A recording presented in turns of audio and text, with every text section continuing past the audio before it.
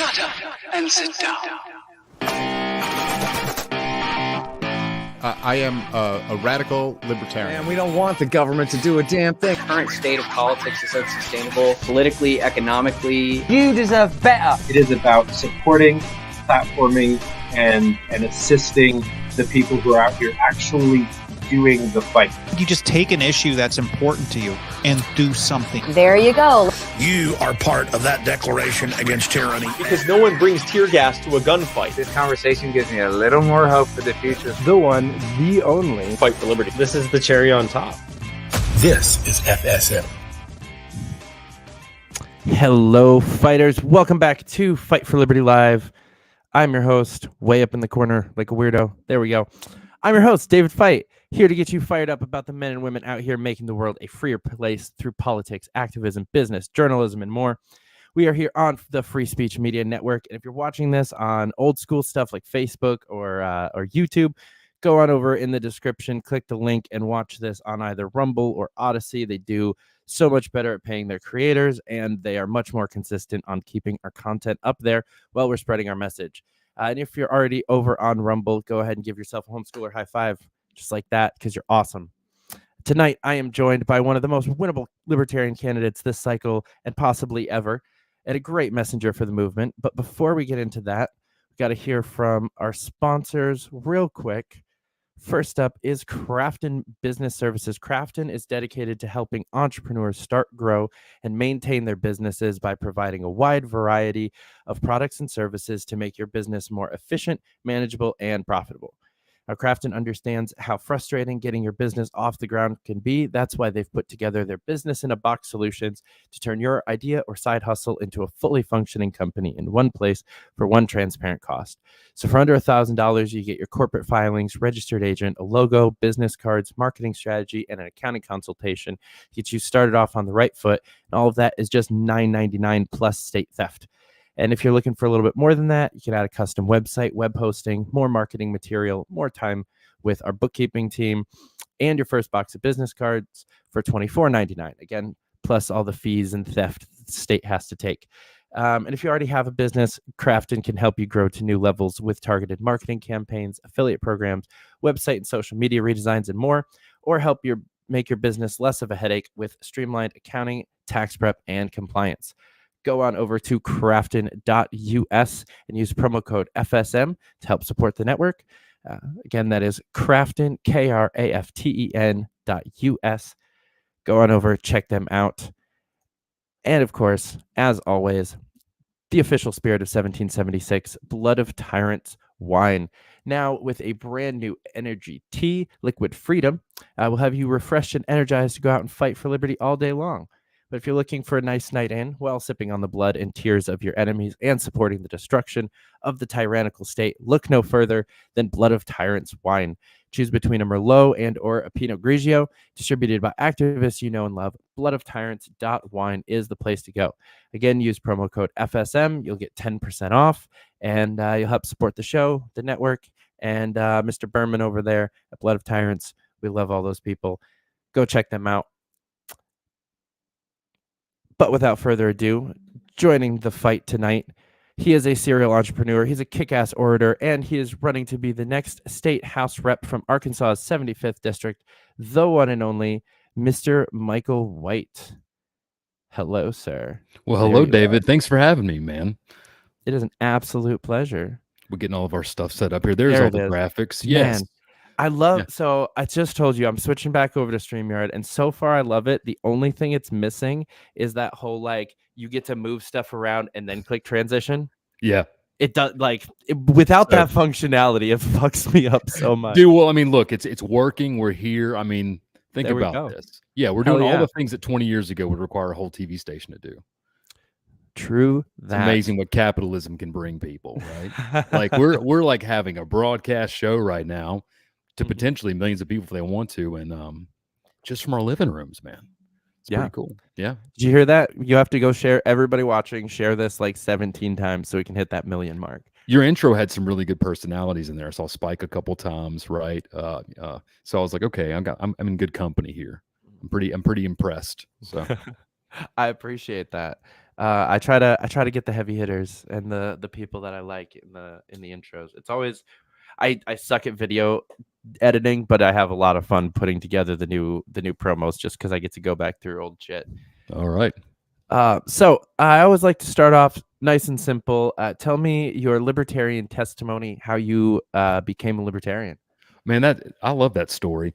So way back when I was 3 years old, I had a picture book of Murray Rothbard. No, that's not how that started at all. Dude, I was born in 1982, so I was 19 years old on 9/11. And that day is like really solidified in my brain for a number of reasons, obviously. I mean, it was a significant day in American history. There was a significant tragedy that unfolded, but more so than that was, I think, sort of a seminal event in my mind where reality was shattered between what I believed it was and what it really was, right? And to try to make that story as short as possible, I show up to class Tuesday morning at the college I was attending. There was like 3 people in there when there's usually like supposed to be 200 or 300 or 100 or whatever it's supposed to be. This is before Snapchat, Instagram, Facebook, all that. No mobile phones. You know, nobody knows what's going on unless you're in the real world or you got a TV, and I didn't have a TV. And the professor comes in and she says, planes have flown into the Twin Towers in New York. We think we're under attack. Everybody can leave.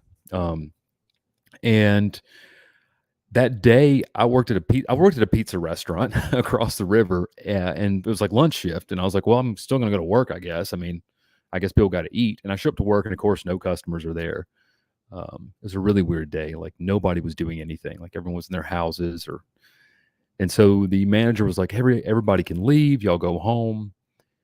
Me and my buddies at work are sitting in the back of the restaurant outside.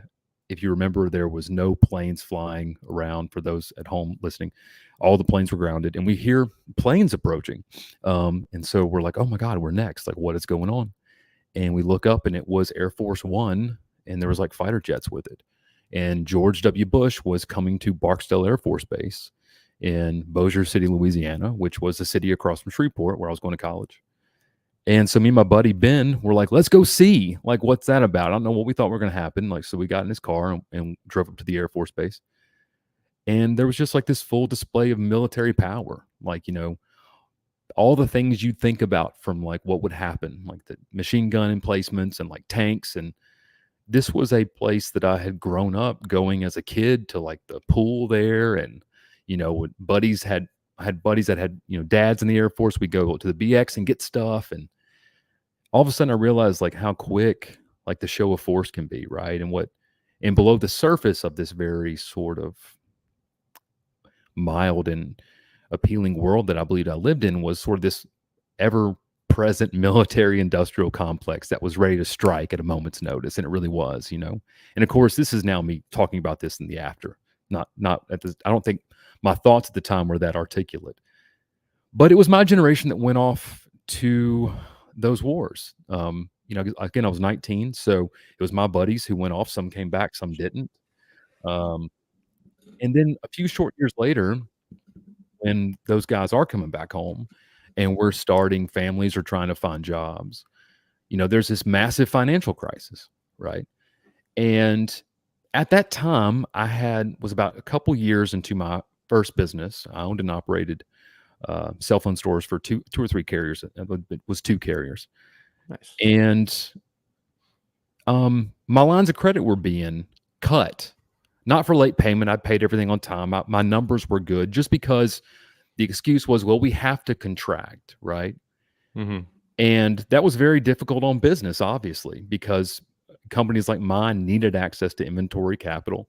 And again, I was a really good, you know, a payer of those things. And I remember kind of that day that I got that call from one of my bankers and realized that like my business was going to have to really struggle for the next year. And I'm looking on TV and seeing these like, you know, billionaire bankers getting bailed out by my tax dollars. Mm-hmm. And that was probably the moment there where these two things kind of coalesced, and I realized all of a sudden that government may be the problem, right? And so that's really kind of how I began to discover the concept of what I consider to be my version of libertarianism, which I believe is probably best articulated as MyArkism. as limited as government, as minimal of government as possible. Yeah, I know that a lot of people like to. For those who don't listen, for those who aren't involved in like the libertarian intellectual battle, right? There's a lot of people that will go back and forth between minarchy and anarchy. But yeah, so I kind of settled on minarchy, I guess, because I'm lame and I'm a constitutionalist, and it went from there. I could probably bore you some more with how that story sort of evolved and progressed, but everywhere in my life, I saw government being a hindrance to productivity, being a hindrance to the economy, hurting people, holding people back. I never saw them do anything good. And then I realized, I'm not the only person thinking this. People have been writing about this for a couple hundred years, right? Really smart men have been writing about this, and women too. And yeah, so that's kind of how I became a libertarian. And what's funny is, as time has progressed, it's only been more like crystallized of a belief system. As things have gone forward, I've been like, Ron Paul was right. Like, he just continues to be proven right. And about everything. Yeah. And here, you remember 2020, that was a pretty wild time, right? How many things now have people in the liberty community been like vilified on? Like, we have like, so many. Dude, we're like batting 1,000 plus. I don't think there's like, we're over batting at this point in time. And so, yeah, I think that it's not only that it's the best, I think, political philosophy, I think it's obviously the most correct. But the problem with it is, of course, being a philosophy compared to policy, you can get a lot of policy out of philosophy. Sometimes that's diametrically opposed to each other. And so that can lead to some interesting conversations. And so, yeah, man. Sure. That was a long answer for how I became a libertarian. Sorry. Nah, that was good. I like it when that answer is long, because it gives me more information for the rest of the interview. Sure, fair enough. Yeah, I very much came in under the understanding that libertarianism is the true representation of the founding fathers. Like, I was a nice constitutional conservative when I first came in, and so I was definitely one of those Hamilton, Madison, Federalist Papers, old school founding fathers type. That was what we should have been, and if we just stayed there, and then I start talking to constitutionalist libertarians and start hearing about a Rand Paul out there. I'm like, what is this? That's interesting. And obviously Gary Johnson is what showed me that there was a big L to get every single cycle. Just sure. L. Just kidding. And L sometimes is on there for a reason, right? Yeah, for real. Yeah, absolutely. I'm very Jeffersonian in my thoughts. If I had to consider myself what founding father I'm most like, I would probably say Jefferson. I think that he really understood the issues with centralized control and power, and I think that he probably best would articulate what those moral hazards look like and what the future sort of held. He was very prescient. Of course, he was not perfect. I know that. He had plenty of flaws, like they all did. They were men of their times, but yeah. I think he got high more than anybody else. I don't know. I mean, he definitely was growing it, I think, right? Lots of hemp. Hey, look, the hemp revolution is going to be big. It's going to be a huge thing in agriculture. It's, I'm telling you, the next 20 years is the year of hemp. Now that if cannabis is really brought off of Schedule 1, and ideally one day the Controlled Substances Act is completely abolished and states are allowed to regulate things as they want to. Hemp has been held back artificially because of those issues. And I mean, you can make plastic, fuel, building products. It uses very little water. It's very pest resistant. You can turn over a crop 2 or 3 times in a growing season. I'm telling you, it's going to be there. That's the boom crop, is going to be hemp. And big oil is scared of hemp. So there you go, man. That's my hemp pitch. Hell yeah. I hope Arkansas farmers are making a ton of money off hemp in the next 20 years. So hell yeah. Yeah, there's so many states that have been fucked by the economy over the last 15, 20 years. Basically, I mean, really, the last 20 years since what you were talking about, where it's just been continuous downturn. A lot of them are agricultural states that once we can grow that, because you can even grow that shit up here. Like, that's not something that we have to be down by you guys to really grow well. We can Pennsylvania, Ohio, Western New York, some of the other like Rust Belt shit that's gotten fucked. It can. I'm excited to see it. Yeah, and again, like I said, there's just so many uses for it that I think about like this microplastics issue. That's a serious problem, right? And people often will comment like, "Oh, without government regulations, the corporations would be totally taking advantage of us." And you realize very quickly, well, look, I mean, the reason that, hey, look, the oil industry is important. You need to have the oil industry. Without question, you need ammonia, you need steel, and you do need plastics. I mean, they're part of society and civilization, and especially sterile medicine. But without the government sort of artificially holding back a competing industry, right? I think probably, maybe 10, 15 years ago, somebody had been like, hey, there's probably a better way we can make plastics that don't kill all the turtles, or whatever it is they want to say that's doing. Something that's not paper straws. It's interesting how, like, again, the moral hazards that come out of government protections.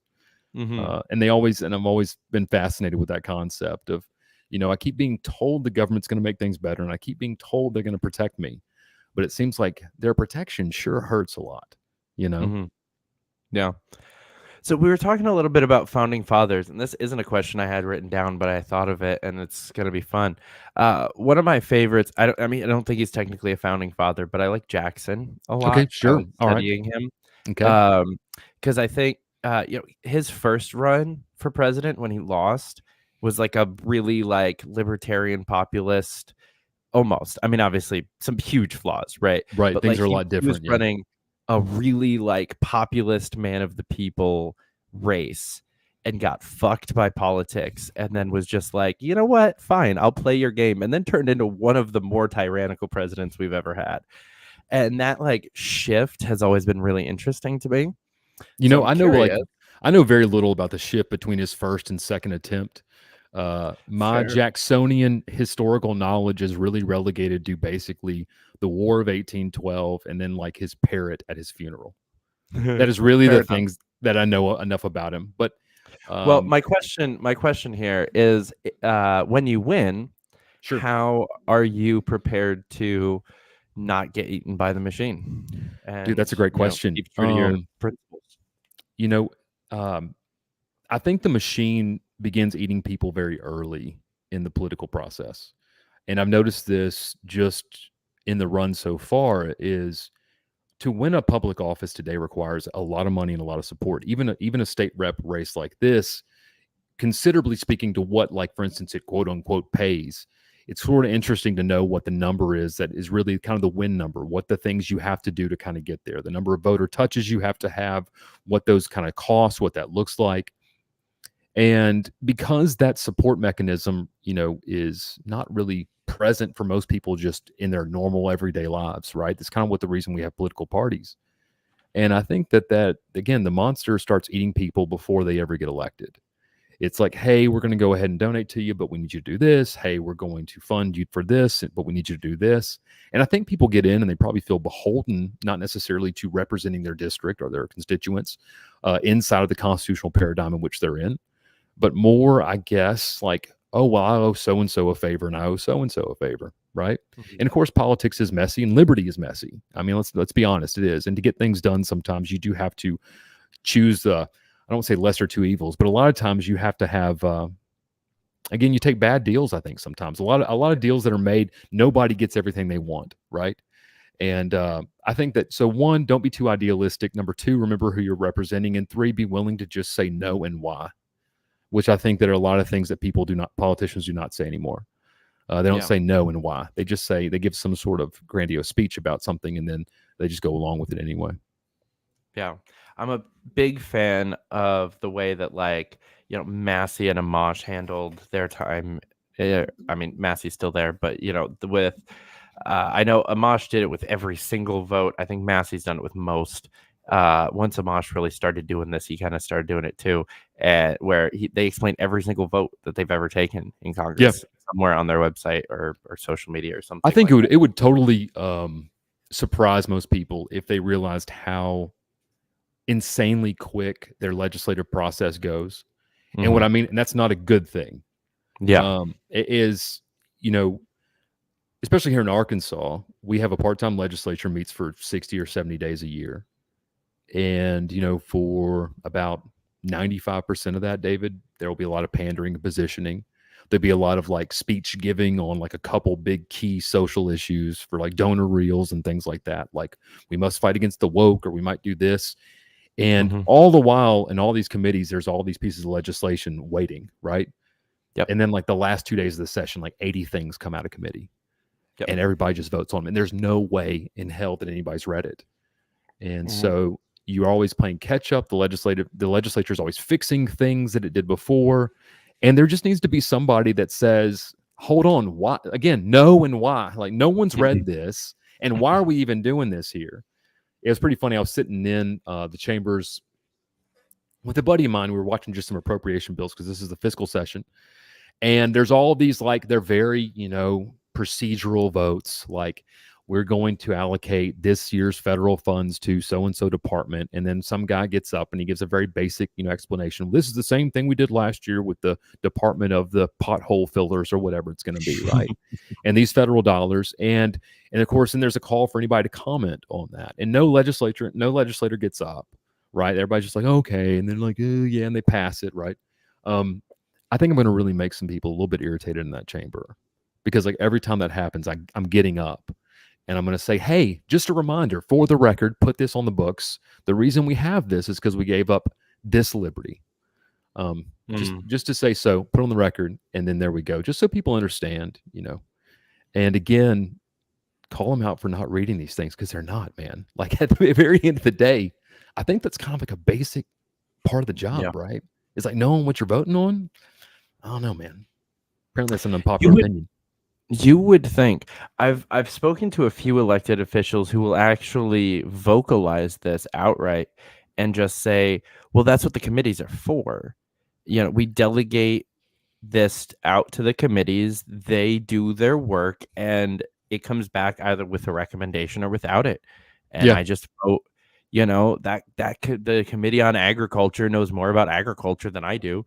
And, honestly, like as a person who knows almost nothing about agriculture, I can identify with that, Absolutely. Like who am I to tell a bunch of like farmers turned politicians in my state house, like how to do agriculture? And you're not. Yeah. But, but again, you're elected to represent your district. And part of representing your district is you are the final arbiter of that fiduciary duty to them, which means yes, I trust the Agriculture Commission or whatever it's going to be, or the committee, but I verify. So, because look, committees, like any other body, also can have their failings and also can be corrupt.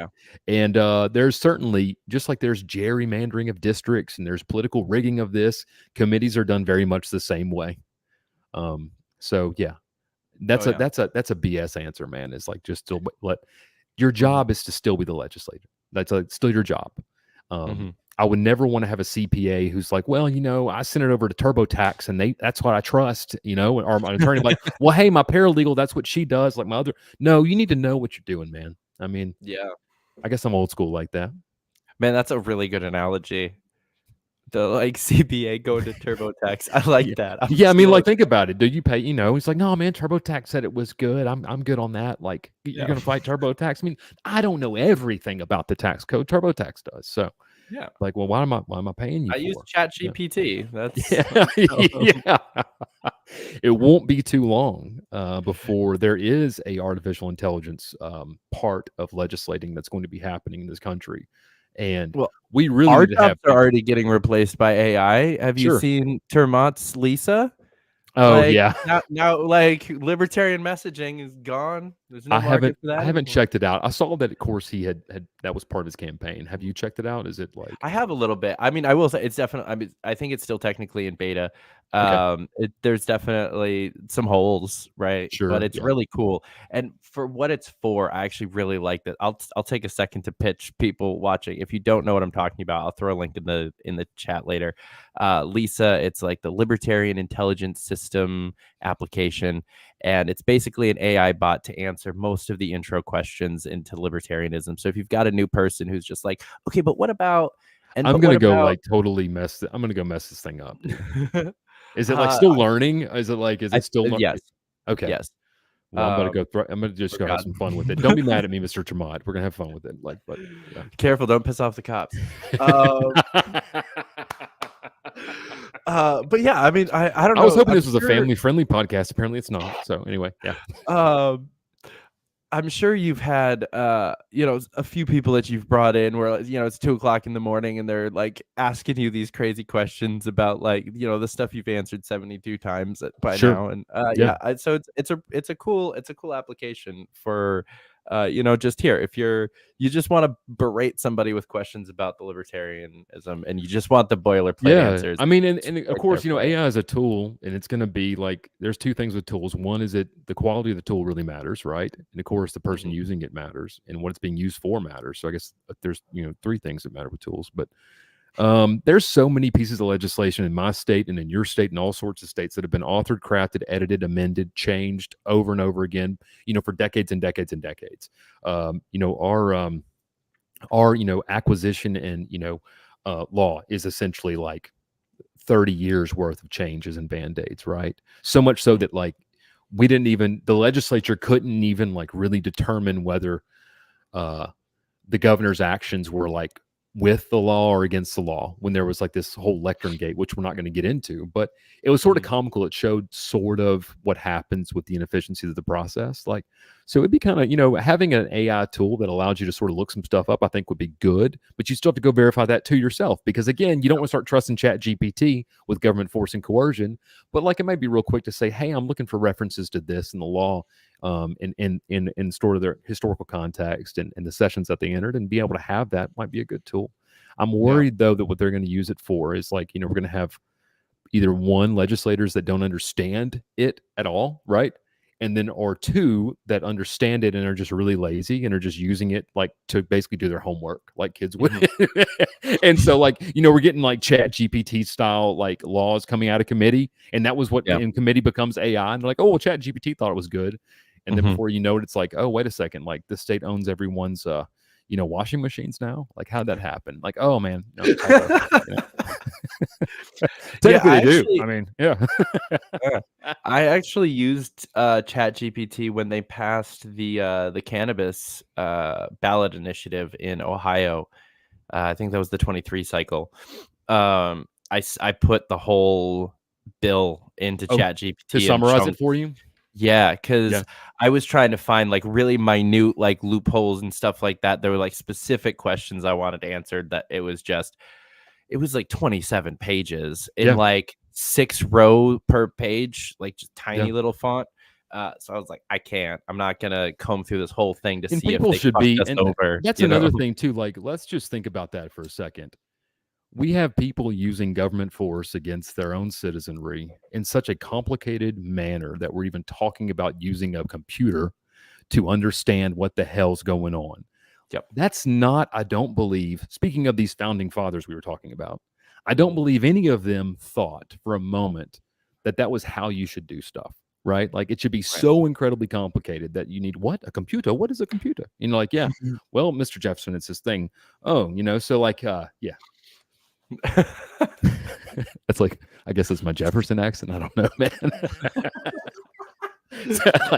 half Southern, half French. Yeah, I don't know what he's doing, man. I don't know, but it's wild to think about that. That's really where we are with this. Is look at the ACA, Affordable Care Act. I mean, this is dealing with your health care, your doctor. I mean, think about this. Hundreds and something pages. What's funny is how many pages. Look up the. Oh gosh, I can't remember that now. It's on the tip of my tongue. It was basically No Surprise Billing Act, which was supposed to you're supposed to know the cost of something in healthcare. I think it's 1,000 pages. The bill itself is full of surprises. I mean, we have really entered some insane territory. We just keep adding to it. How much stuff I got into the legislate? Yeah, sorry. I got into the health insurance sales and healthcare industry right between the ACA passing and the No Surprise bills passing. And watched all of that fucking bullshit right from the front row. It was awful. Yeah. Well, I mean, I still remember it was like 2000, I guess 2012. I guess it gets passed. Maybe is it 2013? I can't remember exactly what year. But I had my workforce at my company. I provided all of them health insurance, and we had a very good plan because most of us were under the age of 30. This was still when insurance was insurance. There was like a risk pool, and they were actually doing these sort of things and calculating it, and so the cost was very reasonable, and nobody had to pay anything. I paid the whole premium, and then it was like, I want to say it was like $250, $300 an employee, like something. And of course, I had at that point in time maybe 40 or 50 employees, so it was still a significant expense. But it was like after the ACA came into effect, it was like that company got bought by one company who bought it again. And just by the time we were 3 years down the road, it was like it went from $300 a person to like over $1,000 a person. And I was like, wait a second, I thought this was the Affordable Care Act, right? So again, I just, hey, I don't trust government. They've never shown me that they're going to do what they say they're going to do. In fact, they almost always do the opposite. Mm-hmm. Yeah, if only they would pass a No Surprise Bills Act for Congress. Oh yeah. Well, they would immediately probably exempt themselves from it, right? Like, actually, they basically did. It's called the Read the Bills Act. It was sponsored by Thomas Massey. Yeah. 3 times now. It's a great piece of legislation. Rand Paul also introduced it in the Senate, and I did a whole little deep dive on it 3 years ago, back when the channel was still brand new. David, I just want to again stop you and say this is the state of affairs we're in today. Is that a body of elected officials whose sole job is to read legislation before they're passing it is having to pass legislation to say read the legislation, right? It's like one of those magic eye posters. And when it finally comes together, what we're seeing is just like a horror movie. I mean, this is pretty bad, man. Yeah.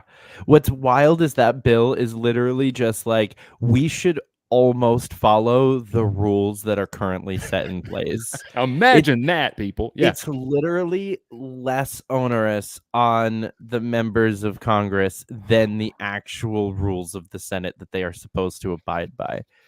But similar to this past weekend for us, anything and everything requires a suspension of the fucking rules. Right. I mean, that is what happens in a legislative body. Yes, you're going to have that happen.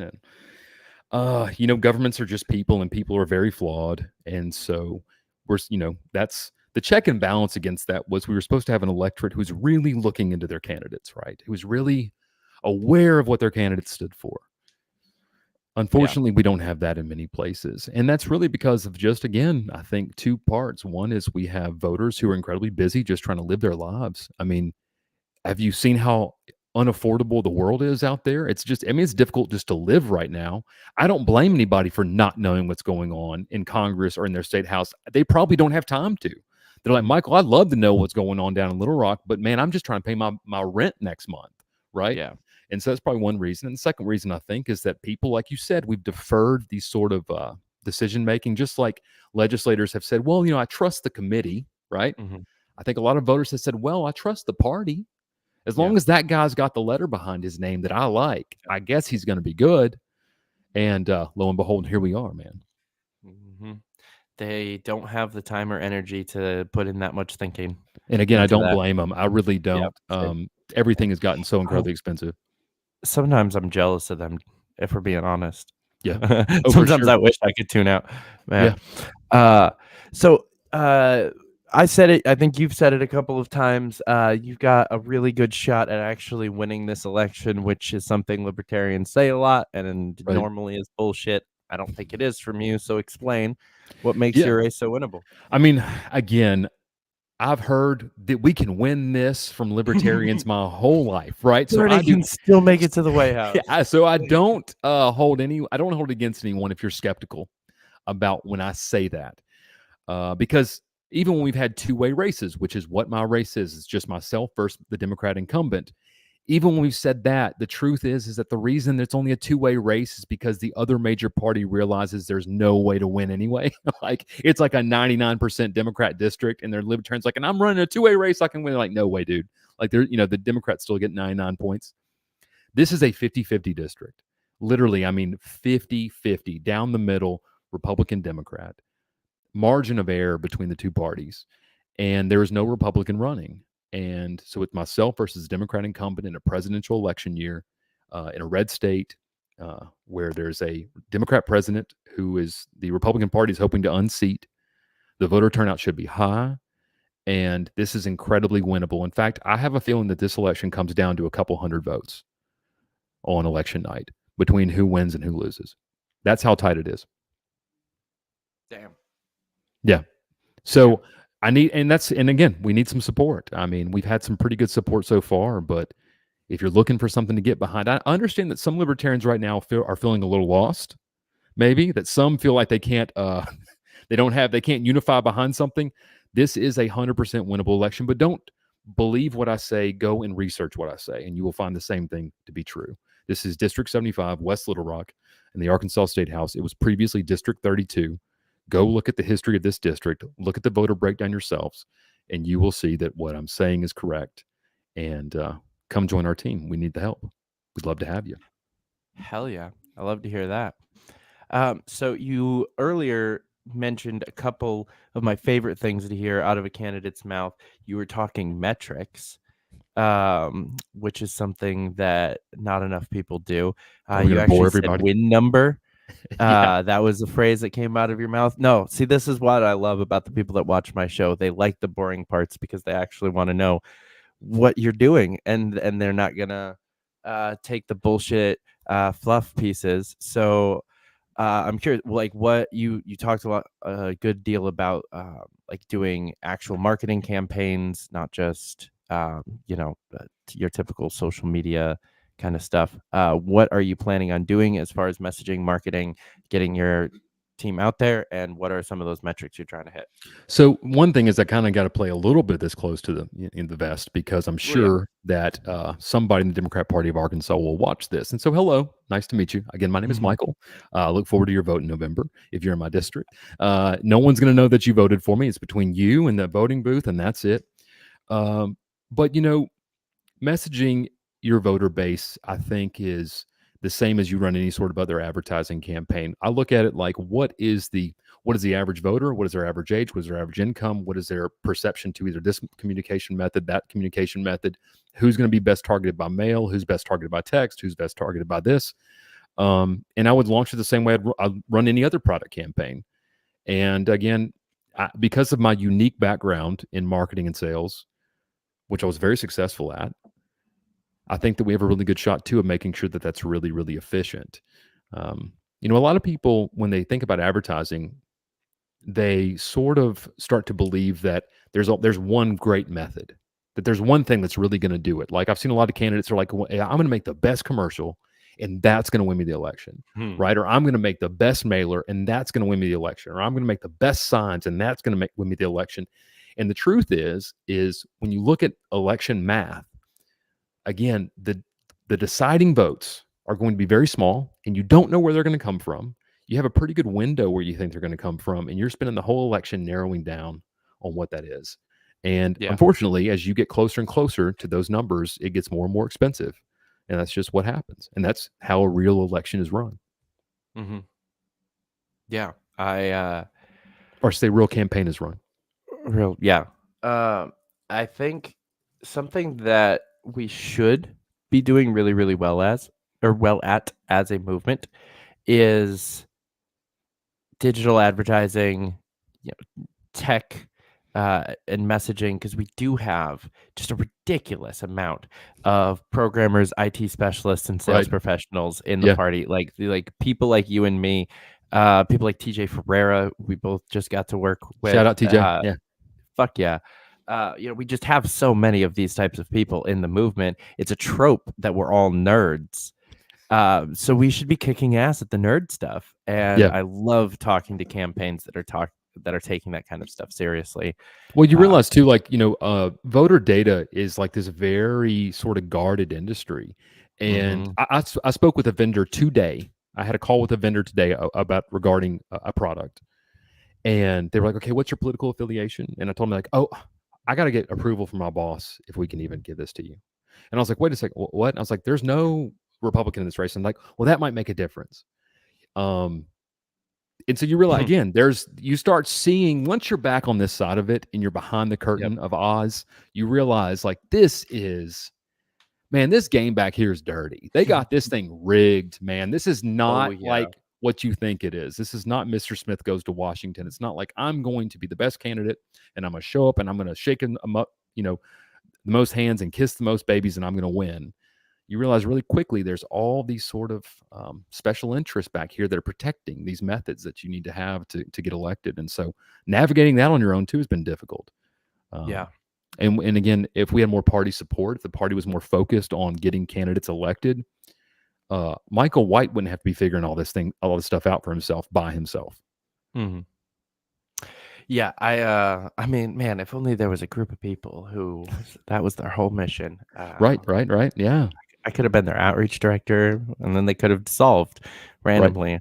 Right. That's really why, again, he didn't win the nomination, but the reason why Lars Mapstead was like my choice, my first choice, was because he was a businessman and he understood the data, the marketing, the management part of the thing, which is what I have seen the LP missing for decades, which is why they're still not an effective party at all, because they're not playing the game the same way that other people are playing the game.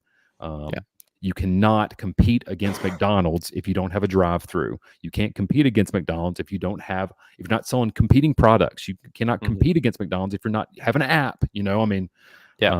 They're just kind of run like a hot dog stand, like an unlicensed, because we're libertarians, with like a Sharpie menu, and they're like, we just hang out growing. We just hang out in the McDonald's parking lot, just begging the people on their way out full, like, please buy our hot dog. And that's really the sad truth of it. And I mean, because look, the philosophy is beautiful, the politics of it is beautiful, the fact that the power is in your hands is beautiful, the fact that like we are the one political movement that recognizes the moral hazards that are existing currently in government. We're the one political movement in modern history that keeps getting it right after right after right. We keep nailing it and nailing it and nailing it. And the reason people do not take us seriously is because at the upper echelons of this movement, people are not running this party seriously. And until they begin to run this party seriously, we're going to get more and more of the same. And I do not blame anybody who has been run out of this and gone to another movement or another party to carry the same message, because they cannot carry their torch past a certain point here. Yeah. Yes, Chris, you were right. The number one job of party should be to get candidate elected. 100%. Yes. Yeah, I will say slight devil's advocate, but not actually, because it's technically an agreement.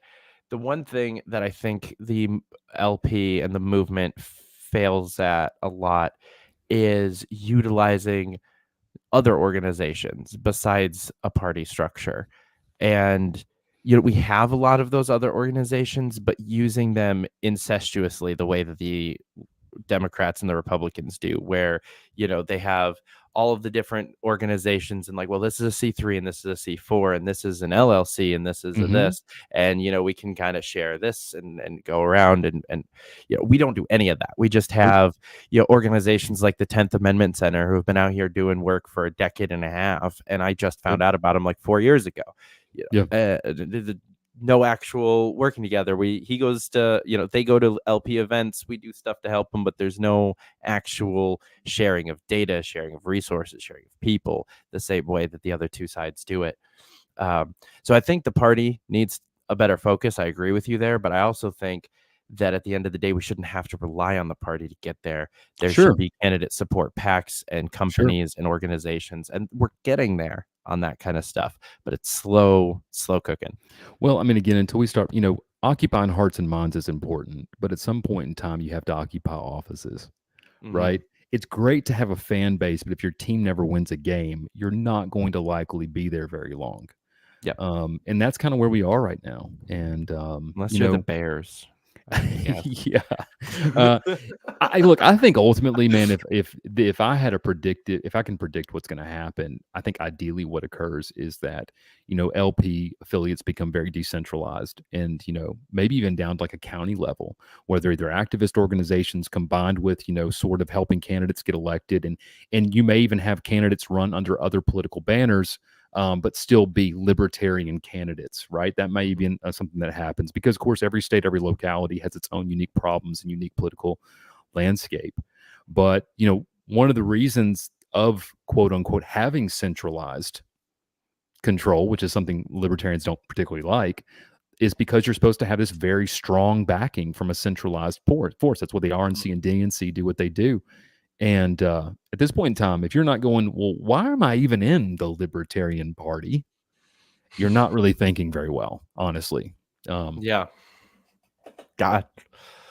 We dropping some hot ones here. Yeah, this is fun. People are gonna be watching this going, dude, what is going on over at I Fite love Show it. today? This has like been killer messaging and some killer inside baseball. Like Mike drop. Fun. People are I like, like ooh, the shows that go both ways. this is spicy over here, man. Yeah. I'll make a highlight reel of just the non. People are like, we just dogged the LP out for an hour and we told everybody not to be libertarians, and that's what we basically did. Yeah. Go join the Green Party. It's just kidding. No, don't join them either.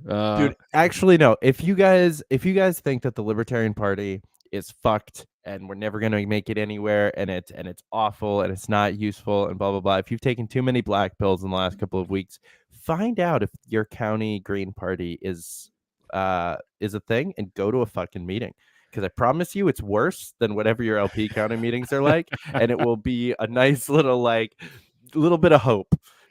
Again, it's very sad. There's long been a debate of what is the best vehicle to move liberty forward. Is it the GOP or is it the LP? And honestly, I think that there's probably some people that would advocate even say, hey, even the Democrat Party, but unfortunately the Democrat Party has seemingly become more and more statist and authoritarian than kind of any of the others, even though the GOP is very authoritarian. And back to the beginning of the conversation, I think the GOP has the resources, obviously, to get candidates elected. But again, what are the candidates beholden to? And what are those standards and what are those deals they have to make to get there? And it's just sad to see that there's not a viable, third path right now to many offices. Again, we had to have all these special circumstances to make this office winnable for this election. And the truth is that's not going to happen very often. That's going to happen once, if we're lucky, every election cycle. I think the last time it happened was 4 years ago, I think in Wyoming. And he did win. Yeah, that's it. And so it's the same kind of race. That's not a path for success long-term. It's not. Mm-hmm. And so, but again, my focus really isn't nationally. My focus is right here in Arkansas. I want to see, build coalitions. And if you can help me move liberty forward and I can be a vehicle to do that and you can be too, let's do it. And if this sparks a movement to where other states go, hey, look, that libertarian in Arkansas is really helping their legislative process out. Look how much better this has gotten. They're not passing 78 bills they haven't read. There's actually somebody there holding people accountable. We need to get one of those guys going too. Then cool. Well, that'd be awesome. But I'm just trying to do what I'm trying to do right here. But again, it is sad, man. It is kind of sad. Because how long have we been around as the national party? 40-something years? 52. Yeah, we're about 45 years behind right now. Absolutely. I mean, we keep shooting ourselves in the dick a bunch of times over. Again, I sent this to 2 or 3 people. My bad. Who are no, it's totally. You did say that earlier. Yeah, it's totally funny because again, it's not. They're adults, but it's just funny. I was like, this is going to be this isn't Fox News right now, so no. Yeah, this late night show. That's right. We got, but no, we do keep doing that. Yeah. What were the results like in your district for Harrington in 2020? Was it one of the areas that he did well in? I don't know the exact number. I would have to go look. I'm trying to think of where Little Rock is. I'm looking at the map, but it doesn't have cities in it, and I don't know. It's the very middle of Arkansas, right smack dab in the middle, and you're on the west side of it, District 75. I would say, I haven't put it in the Google machine. I might not be able to get that very quickly. I don't know what it did for him in 2022. I should know that. But also, what was weird about that race is we had the Democrat Party ran a very strong candidate, I think, for the Democrats in a state that was going to obviously go very red. They had a very, very good candidate, and I think that he took some of the votes from Ricky. Ricky didn't take votes from him. I think he took votes from Ricky. But again, I don't necessarily know. Yeah, I'm gonna look it up later. You can look it up because I'm curious because there's 2 gold counties right smack dab there in the middle in the general vicinity. So I'm gonna figure out if Cool. those are the right ones. Yeah, I mean, because it definitely helps. You know, I was talking to somebody who's debating running a local election in Indiana this Mhm. cycle, and I'm like, you've got rainwater. Duh, do it. Like, you just get to piggyback off rainwater the Right. whole time, and just be like, yeah, I'm with that guy, and kill it. And probably like you can. That's a winning strategy for a small like 2-person local election. Right. There's plenty of counties where rainwater got second and close to first. I'm sure there's some towns that we can flip gold. Man, I'm especially trying for to the find next the actual results for that county. I cannot. I mean, not a county, for our district on the governor election. Now you've got me wanting to look it up too. So, let's see here. Anyway, I'll look that up. We're not going to kill people airtime in the looking it up. chat. Yeah. People in Yeah. the chat figure it out. Yeah, y'all figure it out. Yeah. What did I Ricky Dale Harrington get in District 75 in 2022 in Arkansas? Let us know those numbers. Yeah. Hell yeah. I want to rewind a little bit and ask you about the kind of career leading up to this. You've talked a little bit about your success in sales and management and marketing. So tell me a little bit more about that resume and how you're looking to port that over into campaigning. Oh man, it's really kind of a kind of a boring story now when I tell it back to myself. But when I was about 20, I was 20 years old. When I was 20 years old, I was about to have a kid. Shortly after that 9/11 story, now I'm married and my wife is pregnant with child, and so I needed to make some money very quickly. Problem is that my wife and I only had one car. And so I had to find a job where I could walk to it. So I began working across the street at the Walmart across from my apartment. And they were like, hey, Michael, you at least have some sort of technical prowess. We're going to put you in the photo lab. I don't remember. People who were listening to this were like, what's a photo lab? Believe it or not, they used to have to print pictures and you couldn't see them until they got printed. This is way, way back in the day. And during that time, Walmart started selling cell phones and cell phone, contracts out of a little thing that was connected to the photo center called the Connect Center. And they didn't know what to do with it. And so they're like, here, just put Michael in there. And I was doing it for about a month or 2 months. And this guy comes down from Little Rock. I'm in Shreveport. A guy comes down from Little Rock and he goes, my name is so-and-so. I'm from Alltel Wireless. I had to come down here and see what's going on. This little Connect Center in Walmart is selling more units than our retail store down here is doing, with 5 reps sitting in it or whatever. What are you doing? And I was like, well, I'm just kind of, I sit here for 8 hours. So I talk to everybody that comes by. That's what I do. And then I tell them when to come back and see me, and I help them with anything else. It's really not that very complicated. And he was like, well, we need to get you somewhere where you can really make a better impact. So that gentleman put me in touch with another company that got me another job, and now I can actually earn commission. I was making a decent salary. I did that about 6 months. And then another company came and recruited me and said, hey, we're going to open up a brand new store. Come work for us and help us get it opened. I did that for about 6 months. And 6 months of doing that, I realized I can do this. I can open up one of these. And so I looked into what it required to have that happen, maxed out some credit cards. Long story short, went from one location to many, many, many across multiple states. Went from, myself and 2 part-time employees to over 75 full-time employees. Sold that company in 2016 and, did really well. I was willing to take risks. I think that was what made me very successful. Was I wasn't scared to go ahead and put myself out there when something new happened. Sometimes that really won big, sometimes that lost, but the loss would be small, but the win would be big if you were right. And, early on, we put a focus on sort of smartphones before smartphones were a thing. We were going to be like the place to stop and know everything about them. And we were going to aggressively market to enterprise and business at the time. So we had a very successful B2B division that did very, very well. And of course, that business always grows upon itself. And so, yeah, I mean, like I said, it's kind of like a rags to riches story. There was a little bit of luck involved, being, meeting the right people at the right time. But also, I think a lot of that happened just from being prepared for when that situation occurred. Mm-hmm. And so, yeah, man. And a lot of those lessons, I think, come over to politics. Is, sales and enterprise and business are about people. It's not about like industry, finance. It's not about any of those things. If you don't have people problems, you don't have problems. And all your problems will end up being people problems. And so if you can communicate, get people on your side, build coalitions, find solutions, you will do well no matter what the industry is. And I always remembered never burn a bridge. Like that was a lesson that I always held very true. A gentleman told me that very early in my life. He said, "Hey, look, never burn a bridge." So I even gave like a 2-week notice to Walmart, when I had gotten hired and I was going to be making a ton more money. I was like, I'm going to do the right thing. If I ever come back to Walmart, they're not going to be mad at me. And here I am now living in a state where, of course, Walmart's a big thing. So if you're listening out there, Walmart, I may not be your best friend in the legislature, but I was a good employee.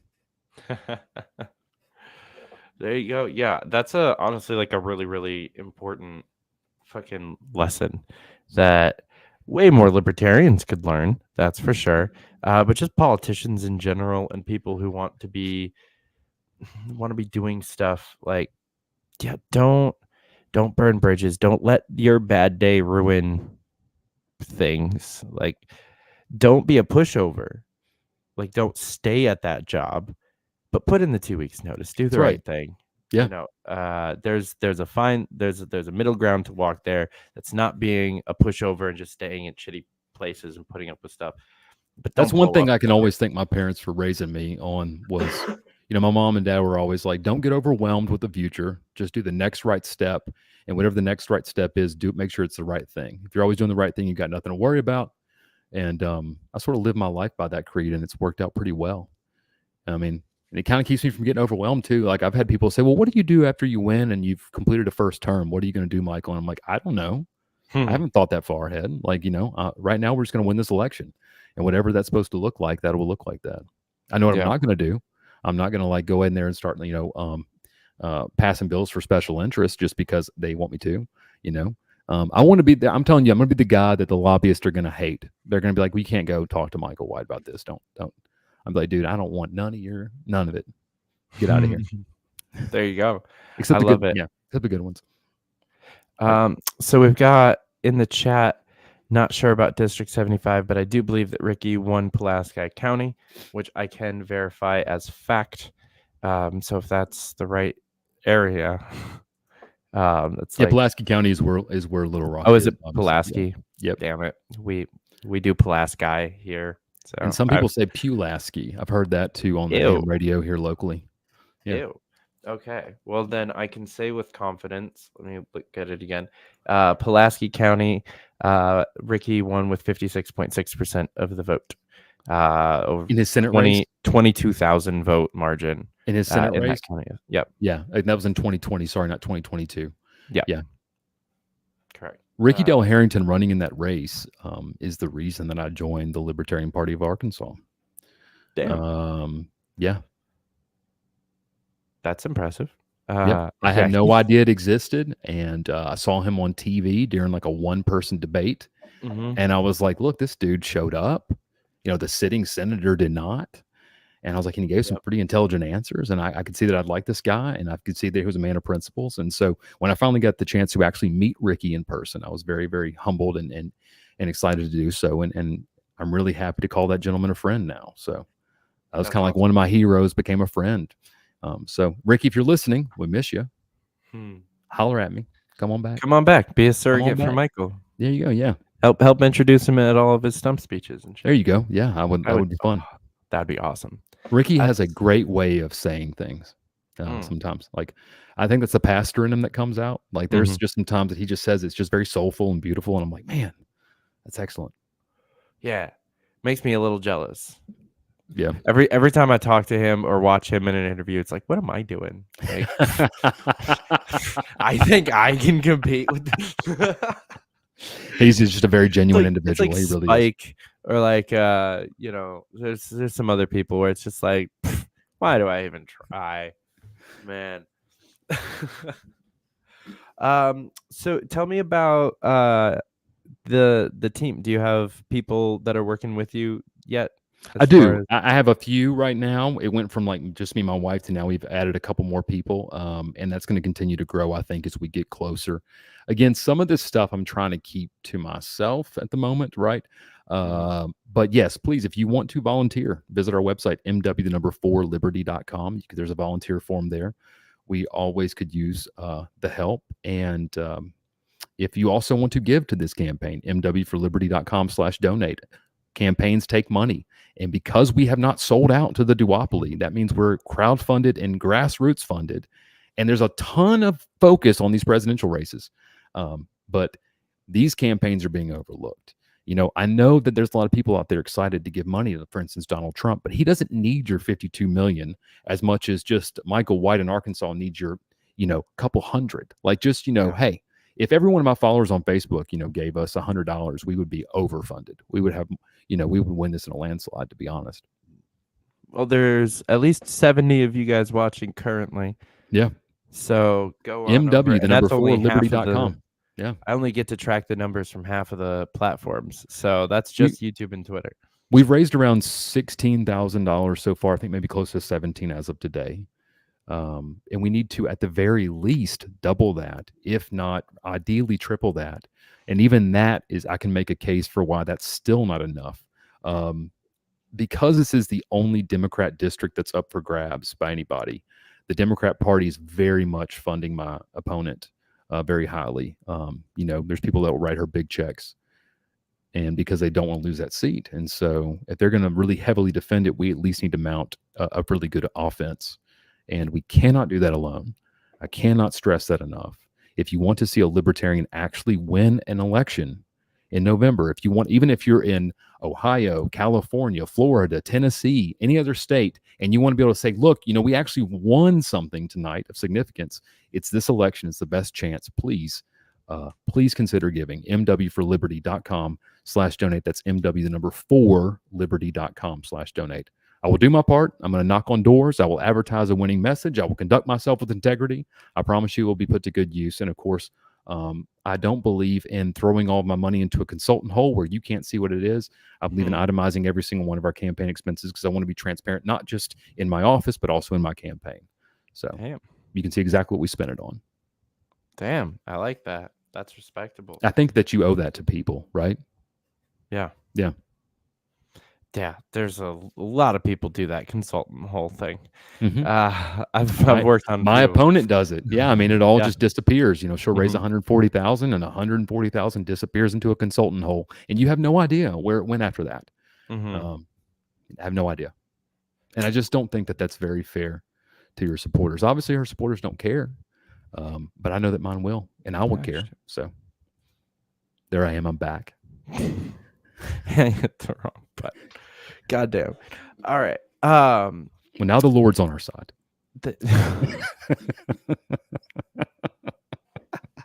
We got to hit all the boxes at this point. Might as well just be a Tower Gang episode. Sure.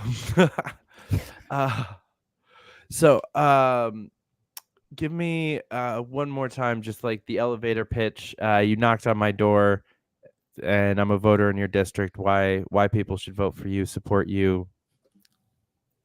Well, you're not a voter in my district. And so I'm not knocking on your door. So it's a little bit different of an elevator pitch to give you than it is to them. But if I was to pretend that you were a voter in my district, the first thing I would do is actually ask you what's important to you. I wouldn't start into my spiel anyway, but let's assume that I know what's important to you.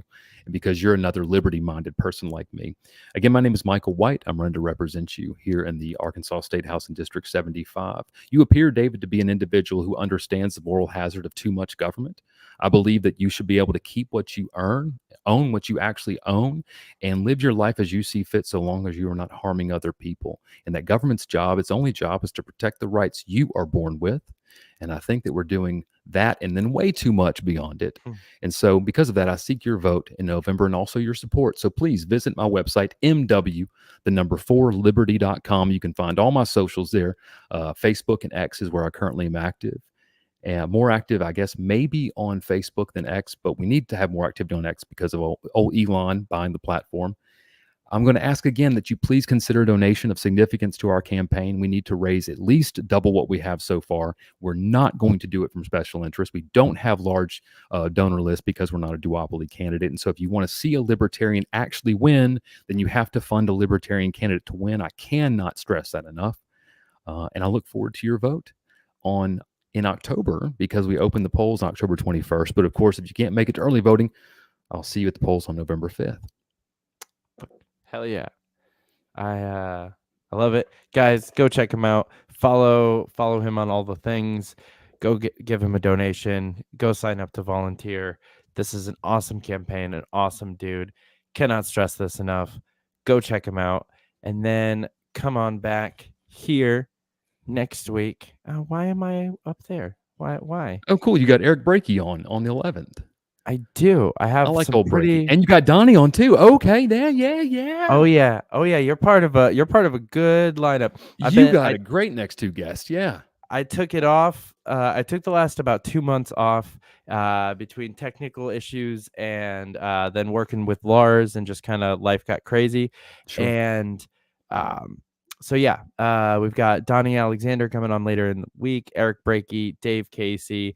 We've got Dan Smots in the lineup coming up. Also, it's going to be some awesome shows. Well, Donnie is near and dear to my heart, so please tell her that I said hello. Then I'll make sure to. Yeah, and then Eric Brakey, tell him that I said hello as well. He is certainly an inspiration. That's a gentleman that's really done some good work for liberty, actually in a legislature. So yeah, tell him I said what's up. I think now he's moving over to be the director of the Free State Project, I believe. Yeah, is what's happening. Yeah. So. Yep.